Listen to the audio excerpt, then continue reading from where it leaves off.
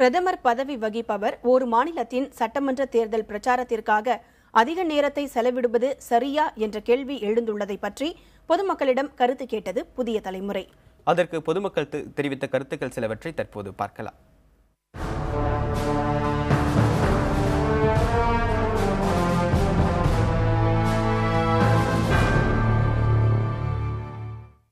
ஒரு கட்சி சார்ந்து தான் அவரை மக்கள் எல்லாம் செலக்ட் பண்ணியிருக்கிறதுனால நம்ம நாட்டோட அரசியல் எல்லாமே கட்சி சார்ந்த ஒரு அமைப்பாக தான் இருக்குது.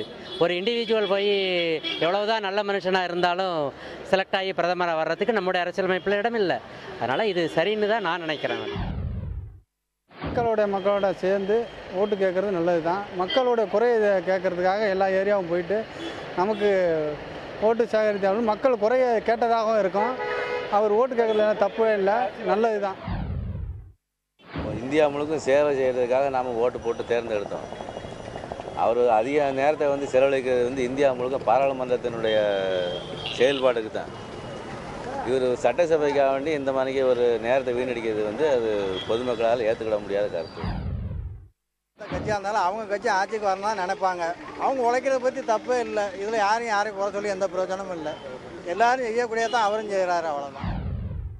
அது பிரதமருக்கு அவருடைய டியூட்டியில் அதுவும் ஒன்றும். ஏன்னா அவர் பிஜேபியில் இருக்கிறதுனால பிஜேபி எலெக்ஷன் நடக்குது.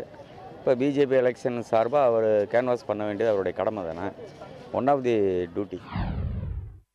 அவங்க கட்சி வரணும்னு சொல்லி அவங்க வேலை செய்கிறாங்க. டைம் அதிகமாக எடுத்துக்கிறது நம்ம தப்புன்னு சொல்ல முடியாது, எடுத்துக்கலாம். ஆக்சுவலி பிரதமருக்கு நிறைய வேலை இருக்குது. அந்த வேலையெல்லாம் விட்டுட்டு அவர் இந்த மாதிரி ஓட்டு கேட்க போகிறதுலாம் கரெக்டாக இருக்க மாதிரி தெரியல. ஏன்னா அவரே அந்த மாதிரி போயிட்டு அப்போ மற்றவங்கெல்லாம் யார் பார்த்துப்பாங்க?